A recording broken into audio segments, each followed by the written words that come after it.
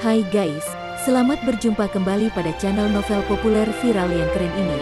Saat ini admin akan menghadirkan sebuah novel yang viral dengan alur cerita yang sangat menarik dan seru, yang berjudul Kaisar Agung Seni Bela Diri. Sebelum mengikuti keseruan ceritanya, mohon bantuan kalian untuk subscribe, like, dan share video yang ada di channel ini. Selamat menikmati.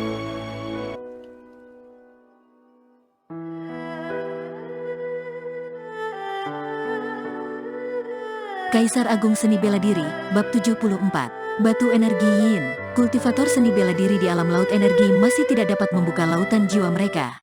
Hanya ketika basis kultivasi mereka mencapai tingkatan bawaan dan menjadi guru besar bela diri, mereka bisa memiliki kekuatan persepsi jiwa, yang disebut dengan indera spiritual. Ketika seseorang mencapai tingkatan ilahi, jiwanya akan membentuk jiwa spiritual dan indera spiritualnya akan menjadi semakin kuat. Pengendalian tubuh adalah menggunakan kekuatan jiwa untuk menembus lautan jiwa seseorang, menelan jiwanya, kemudian menempati tubuhnya.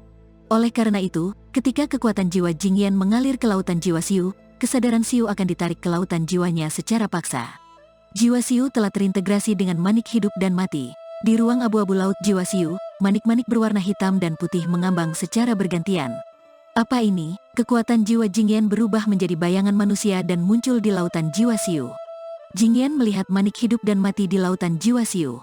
Selain itu, dia juga dapat merasakan misteri asal-usul hidup dan mati. Jingyan adalah seorang penguasa bela diri yang berkultivasi kekuatan kematian. Ketika melihat manik hidup dan mati, Jingyan langsung tahu bahwa itu merupakan pusaka yang sangat berharga. Jika bisa memperolehnya, Jingyan akan memiliki masa depan yang cerah. Haha, Tuhan memperlakukanku dengan sangat baik, karena itulah dia memberikanku kesempatan seperti ini. Jingyan tertawa terbahak-bahak dan mengulurkan tangannya untuk meraih manik hidup dan mati. Jingyan telah menemukan bahwa jiwa kultivator seni bela diri alam laut energi ini telah menyatu dengan manik-manik. Jika Jingyan memurnikan manik-manik ini, dia tidak hanya bisa mendapatkan pusaka, tetapi juga dapat memurnikan jiwa dan memperoleh tubuh Xiu. Namun, saat ini manik hidup dan mati memancarkan sebuah aura kuno. Sebelum Jingyan dapat menyentuhnya, tangannya hancur secara perlahan, lalu menghilang. Kemudian, sebuah kekuatan besar dilepaskan dari manik hidup dan mati dan menarik jiwa spiritual Jingyan langsung ke dalam manik tersebut. Xiu tertegun. Detik berikutnya, kesadaran Xiu memasuki dunia manik hidup dan mati. Di atas kepala Xiu, terdapat bintang yang tak terhitung jumlahnya di alam semesta. Titik-titik cahaya yang seperti bintang itu adalah jejak kehidupan di alam semesta. Samsara yang sudah ada sejak lama berada di udara, serta terlihat kuno dan abadi. Tidak peduli sudah berapa banyak penerus manik hidup dan mati yang ada, samsara hidup dan mati, yang bertanggung jawab atas segalanya, tidak akan pernah berubah. Penerus yang lemah. Suara roh samsara bergema di langit berbintang yang luas di alam semesta. Terakhir kali Xiu kemari, dia telah memperoleh 9 diagram hukum asal-usul di cakram dunia hidup dan mati dan metode kultivasi ilmu pedang kecepatan. 9 diagram hukum asal-usul adalah sesuatu yang dapat diperoleh setiap penerus asal-usul hidup dan mati. Sementara itu, metode ilmu pedang kecepatan adalah sebuah hadiah dari hukum asal-usul karena Xiu telah mencapai alam laut energi. Roh Samsara pernah berkata bahwa Xiu akan kemari lagi untuk mendapatkan hadiah lainnya dari hukum asal-usul ketika basis kultivasinya mencapai tingkatan bawaan. Namun, Xiu kemari sebelum dia berhasil mencapai tingkatan bawaan. Terakhir kali, itu karena nyawa Xiu terancam, dan kali ini, tubuh Xiu hampir dikendalikan oleh orang lain. Seharusnya kamu bersyukur bahwa itu hanya gumpalan jiwa spiritual yang rusak dari seorang penguasa bela diri, dasar penerus yang lemah. Suara roh samsara tidak memiliki emosi. Jika itu adalah seorang kaisar bela diri yang, kamu mungkin sudah mati. Asal-usul hidup dan mati akan memilih penerus berikutnya secara spontan. Kamu akan dilindungi oleh asal mula hukum kehidupan dan kematian ketika nyawamu terancam atau ketika kamu akan dirasuki untuk pertama kalinya. Tapi, sesuai kehendak dari hukum asal-usul, aku hanya bisa membantumu sekali. Aku harap kamu bisa menjaga dirimu sendiri, dasar penerus lemah. Roh samsara tidak memberi Xiu kesempatan untuk berbicara. Setelah roh samsara selesai bicara, Xiu merasa pusing. Kemudian, kesadarannya kembali ke tubuh aslinya. Saat Xiu kembali membuka mata, dia melihat Meng Yao menatapnya dengan cemas. Masih ada ketakutan di dalam diri Xiu ketika dia teringat dengan tubuhnya yang hampir dikendalikan oleh orang lain. Bagaimanapun, Xiu masih terlalu lemah. Tanpa bantuan manik hidup dan mati, Xiu hanyalah seorang kultivator seni bela diri di alam laut energi, sehingga dia dapat direnggut oleh Jingyan dengan mudah. Kekuatan jiwa murni keluar dari manik hidup dan mati dan diserap oleh jiwa Xiu. Xiu tahu bahwa itu adalah kekuatan jiwa yang terkandung dalam jiwa spiritual Jingyan yang rusak. Adapun Jingyan yang merupakan penguasa bela diri, kesadarannya yang tersembunyi di dalam jiwa spiritualnya telah dihapus oleh hukum asal dalam manik hidup dan mati. Dengan kata lain, Jingyan tidak beruntung. Roh samsara hanya akan melindungi penerusnya sekali sesuai dengan kehendak hukum asal-usul. Oleh karena itu, Jingyan sangat tidak beruntung. Sesaat kemudian, Xiu telah menyerap kekuatan jiwa dan kaget ketika mendapati bahwa dia bisa merasakan sesuatu dalam jarak 100 meter tanpa melihat. Apakah ini kekuatan persepsi jiwa? Xiu terkejut sekaligus senang. Sejauh yang dia tahu, hanya Grandmaster bela diri di tingkatan bawaan yang bisa memiliki kekuatan persepsi jiwa. Beberapa Grandmaster bela diri bawaan yang lemah bahkan tidak memiliki kemampuan seperti itu. Namun, sebagai kultivator seni bela diri di level ke-6 tingkatan lautan energi, Xiu sudah memiliki kemampuan ini. Jingyan sudah mati, tetapi aura kematian di gua di depannya tidak menghilang. Tunggu di sini, aura kematian di lembah telah sepenuhnya diserap dan dimurnikan oleh Xiu, jadi dia berencana masuk ke dalam gua untuk mencari tahu. Gua itu dipenuhi dengan aura kematian, dan Meng Yao tidak bisa menghadapinya. Oleh karena itu, Xiu memutuskan untuk membiarkannya menunggu di luar. Hati-hati, ujar Meng Yao sambil mengangguk. Dia tidak tahu apa yang baru saja dilakukan Xiu, tetapi dia bisa merasakan bahwa Xiu pasti telah melakukan sesuatu yang luar biasa. Hal ini membuatnya merasa sama sekali tidak mengenal Xiu. Pemuda berusia 14 tahun ini penuh dengan misteri. Meng Yao tahu bahwa pasti ada beberapa rahasia yang disembunyikan oleh Xiu. Jika tidak, bagaimana Xiu bisa menjelaskan kenapa basis dan kekuatan kultivasinya meningkat begitu pesat dalam waktu kurang dari setahun? Gua itu terasa suram, dingin, dan basah. Semakin dalam Xiu masuk, semakin kuat dan murni aura kematian yang dirasakannya. Tiba-tiba, Xiu merasakan sakit yang luar biasa di dalam jiwanya. Kemudian, dia memperhatikan dengan teliti dan melihat sebuah pecahan yang sebesar kuku jari. Xiu baru saja menginjaknya dan melukai telapak kakinya. Bahan dari pecahan itu cukup istimewa. Saat Xiu masuk lebih dalam, dia menemukan banyak pecahan serupa. Jika pecahan-pecahan itu digabungkan, itu akan menjadi senjata perang peringkat bumi. Menurut Xiu, senjata perang ini seharusnya digunakan Jingyan ketika dia masih hidup. Xiu tidak tahu lawan seperti apa yang Jingyan hadapi. Tidak hanya senjata perang Jingyan yang rusak, tubuhnya juga menghilang dan hanya menyisakan jejak jiwa spiritualnya yang rusak. Setelah beberapa saat, Xiu tiba di bagian terdalam gua dan mencoba untuk mencari sumber aura kematian. Lalu, Xiu melihat sebuah batu hitam seukuran kepalan tangan. Selain batu hitam, ada kerangka yang patah. Ada sebuah cincin penyimpanan di sebelah kiri kerangka, serta ada beberapa pecahan senjata perang dan baju besi di tanah. Semua itu pasti merupakan tulang Jingyan, sang penguasa bela diri. Setelah memastikan tidak ada bahaya, Xiu mengulurkan tangan untuk mengambil batu hitam tersebut.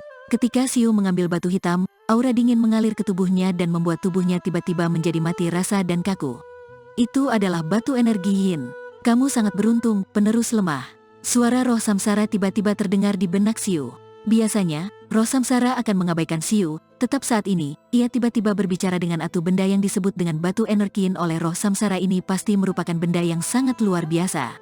Batu energi Yin mengandung energi Yin, yang merupakan semacam kekuatan kematian menyerap dan memurnikannya dapat membuat basis kultivasimu meningkat dengan sangat pesat.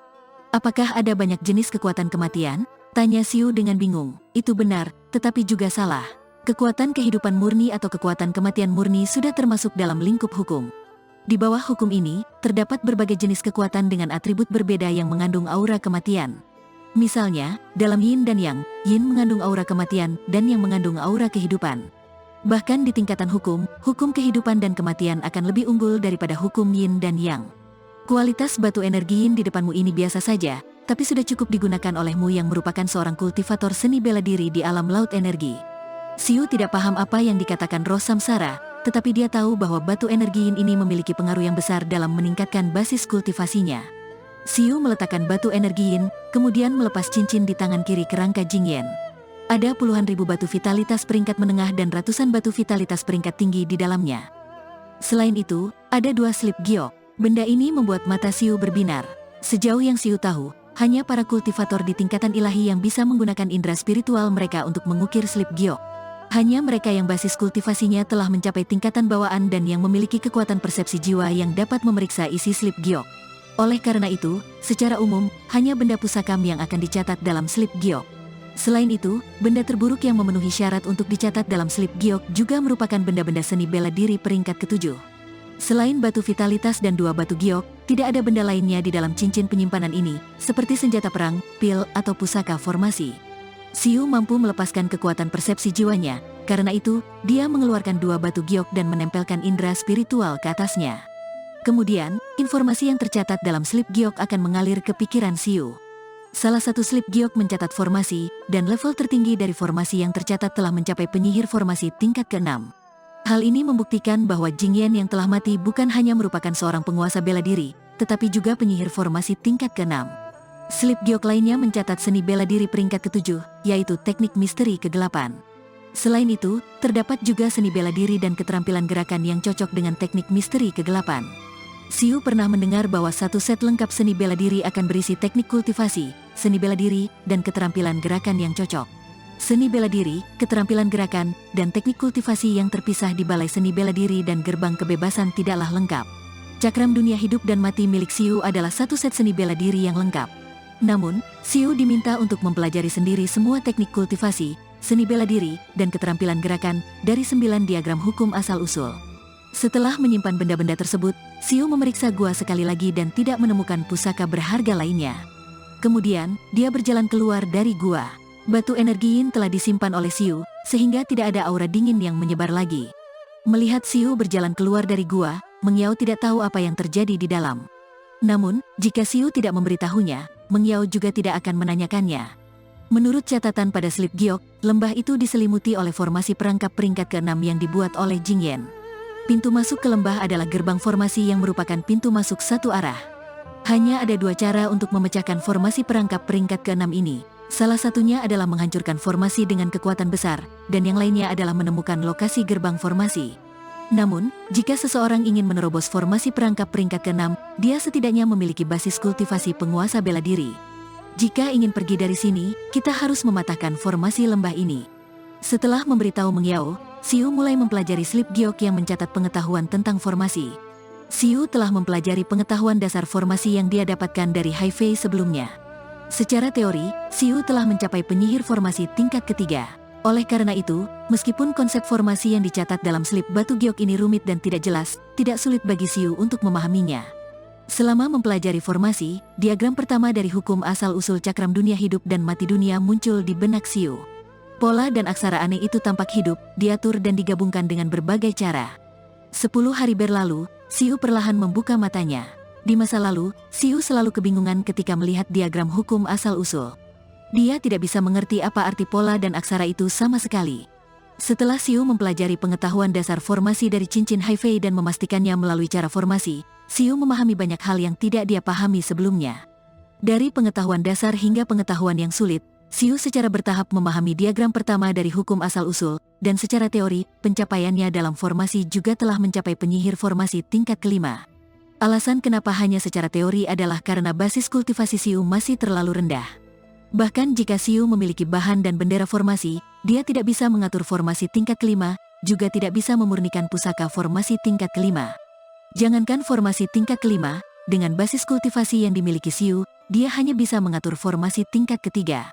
Namun, dengan pencapaian formasi Xiu saat ini, tidak masalah baginya untuk keluar dari formasi perangkap.